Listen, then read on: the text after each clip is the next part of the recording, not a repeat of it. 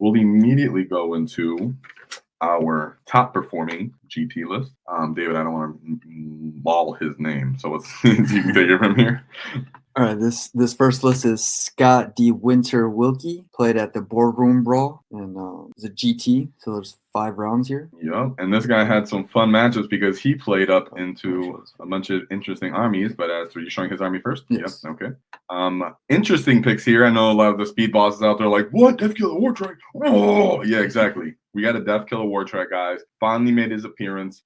We hadn't been seeing him anywhere in weeks and months. I haven't really seen him anywhere and performing, and not even on an RTT level. So shout out for him making it work. I think now that he officially has a character keyword, people are more confident to take him because they want to put the enhancement on him. And they put practice with him and such. Makes sense. Test him out, see if he's worth it. Big Mech and Mega Armor are also getting a shout out. You don't always see them getting on the list that often either, guys. If you've been paying attention to us throughout the weeks as a whole, people will talk about him when they're casually making lists, but then he ends up getting replaced by other units in the list, or just going for MSU or going for Squig units.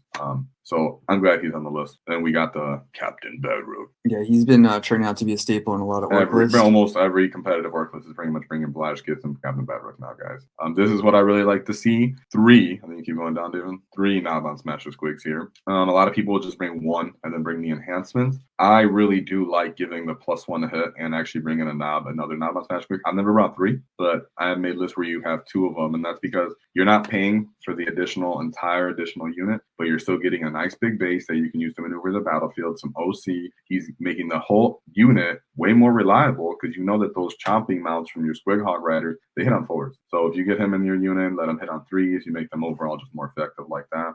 So I find it as a beneficial way to upgrade small man units, and I think that's what he did on this list. So we have only 1 truck here. So for you guys that don't like truck spam, there you go. And David already peeked out the battle wagon because yes, he brought a battle wagon. So against what the meta says, against what people want to do, rating them C tier wherever they put them because they think it's too expensive. I guess he disagrees, and a few other people will disagree with you because battle wagon made his appearance finally, and I'm assuming the flash gets are in there, but we can keep rolling down because we still haven't seen there was the Big Mech and Mega Armor. So I'm assuming there's a big unit of Mega Knobs in here, right? He obviously brought his 3-man Gretchen units. He brought his and here's the Mega Knob unit. It wasn't a big unit. It was a joke, not a joke, but a trick. Is that he actually brought us more of a small unit, 3-man unit, guys. He was he's a 5-man. He's a 5-man. Yeah, sorry about the point. Sorry, yeah. 6. But he split it up with the 3-man with the kill saws and then the one with the power claws. So he was bringing like a diverse unit that he could actually do both things. I see some people kind of teching into 1 only, but considering that the mech doesn't give you +1 to hit, he was just kind of letting them hang out there, which I appreciate him, and just kind of trying to be diverse against everything, so you can at least chip things away so they don't one-shot him when they breach him. Now we've seen the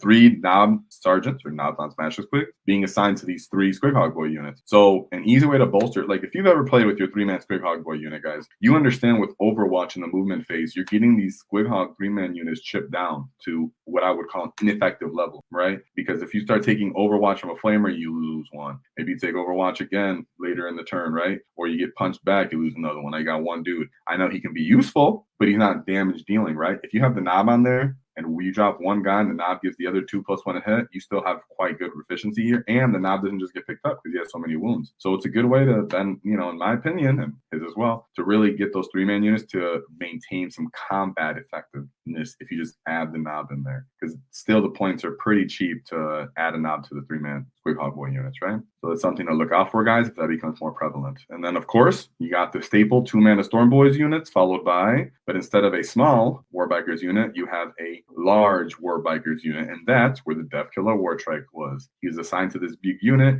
giving it auto advance 6, having his huge base be beneficial. That way they can all maybe tag into combat, clog up lanes, move block, stuff like that. He was really taking advantage of that. Something we obviously see missing here that some people would be used to seeing is a war boss with knobs. There's not on there. There's no scalpel unit. There's just 1 truck, and that truck could either hold the flash goods or the Mega Knobs. So we can see that. I'm not sure exactly how he placed it, but you can see the benefit in either or. And of course, he had follow me legs on the Death Kill Wartrike. So let's look at his matchups very quickly. Now that we took a quick look over his list, he was a top performing list. That's why it took a little time to look it over. But what was fun about him and his weekend is that he was constantly playing against other Greenskins. So he kept getting matched up into other Orks constantly.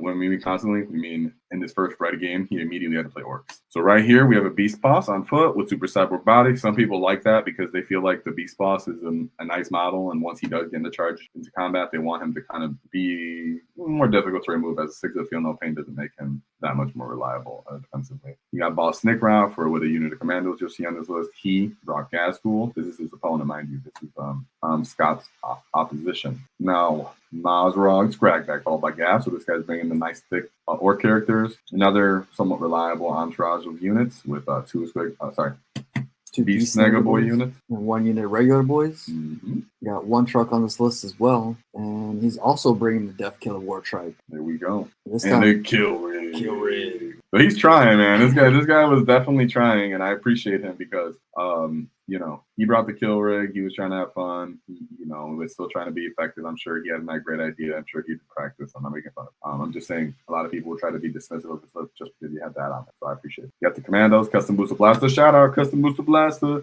Yeah, he actually did it. Let's go. Squig Hog and a 3-man unit of Squig Hog boys, and then another big man unit of Warbiker. So maybe there's something in this meta, guys, that possibly these guys matched up before. Maybe they played each other.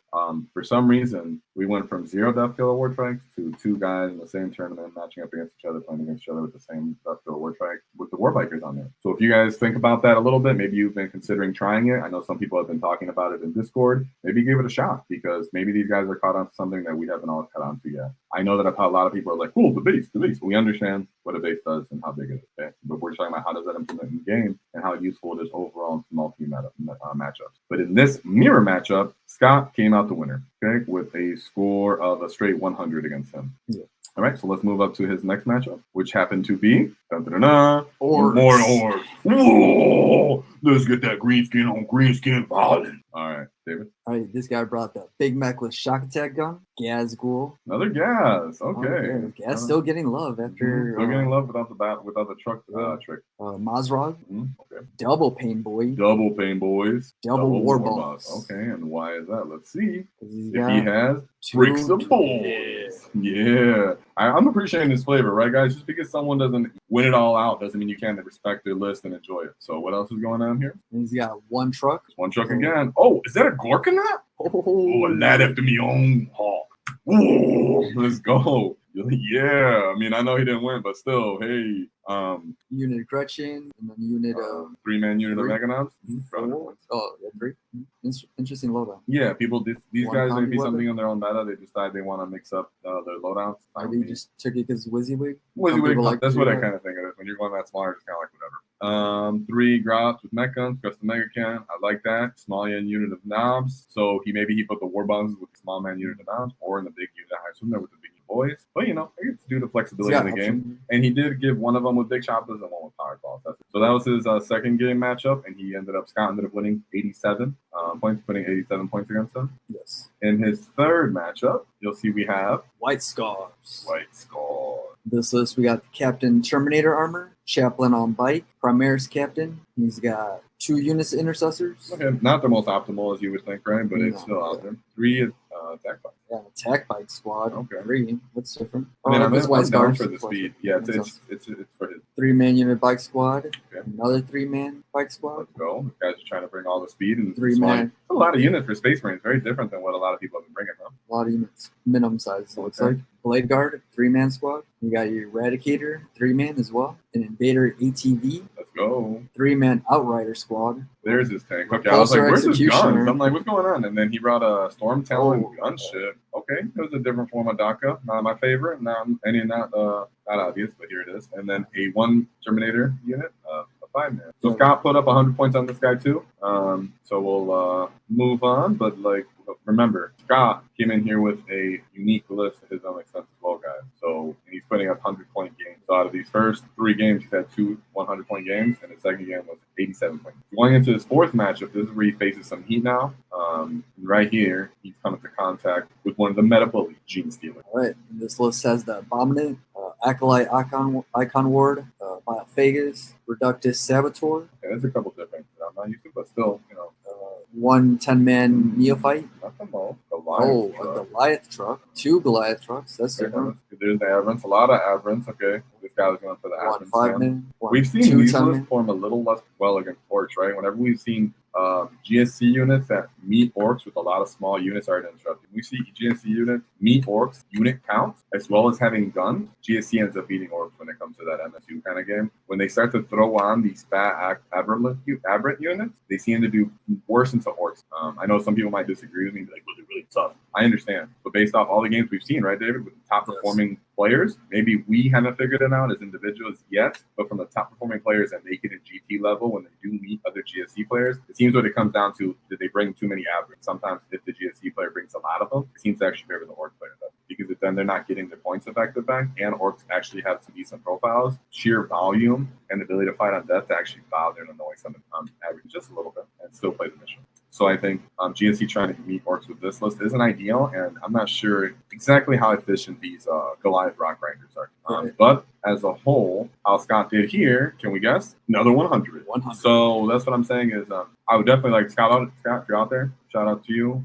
Hit us up. I'd like to hear exactly how you're doing. Very cool. Put up another 100, even against one of the meta bullies. I know it wasn't the most meta list, but it still had a lot of guns, a lot of transport vehicles around to get speed and get angles on Orcs, and still perform a 100, guys. Still perform a 100 in this meta when you have your random secondaries. This list was very well rounded. Now, his final matchup, he didn't win. I would say that right off the bat. Understandable for the most part, as it was a difficult army to face. Right. Thousand Sun, very common foe that we've seen Orcs face. Yes. And it goes back and forth on this all the time, guys. If you look at the stream on YouTube videos, streams, people talk about them in their matchup as a whole. When you pull up the stats, this game's for the most part, it goes back earlier in the stats when we showed how they did. We were winning on the casual level. We show the top performing, top tier tables. This swings back and forth quite heavily in slight favor of it. This list says Armin on disc, Exalted Sorcerer, Infernal Master, Magnus the Red, Demon Prince, and you got 2 10-man rubrics with War Flamers, 5-man with Bolters and Soul Reaper Cannon, a Rhino, Vortex Beast, 5-man Terminator unit. So instead of those 10-man like me, I think he opted for more units, like sticking 200 extra points to get more units. 2-man Chaos Spawn and a Cultist unit. I'd like to know what that demon does. You said there's a demon. Yeah, the demon. But yeah, here's the list that ended up in this list. David Burden, I messed this up. Sorry, he won first place at the end. All right, he did end up putting 100 points up against Scott, surprisingly. But overall, still shout out to you, Scott. You still did great. Third place overall at this board overall PT. So great job, Scott. We pull up this list one more time just so everybody can see it.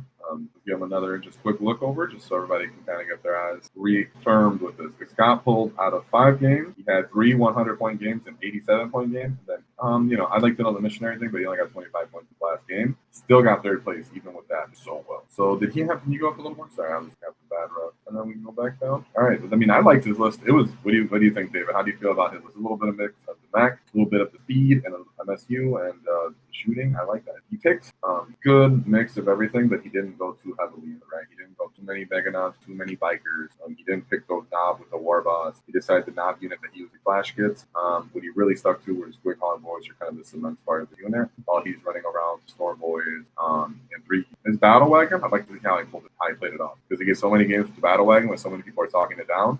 I give him love because I'm really happy to see that. So shout out to the Battle Wagon. Can I get a for the Battle Wagon? But with that being said, we can leave this list up real quick, and can we look at the chat topic? Yeah. Or do you want to look at them? I was just gonna say what I like about this list is he went with the solid foundation, like you mentioned, with the Squig Hug Boys and the Flash Kids, and then added a little bit of flavor with the Big Mac. You don't see that character taken too often, and he wasn't scared to try out the Death Killer Wartrike, give him an enhancement and the 6-man biker unit. Yeah, he was just getting wherever he wanted. I mean, once the wall was called, that guy was just going. Yeah, follow me, lads, on it.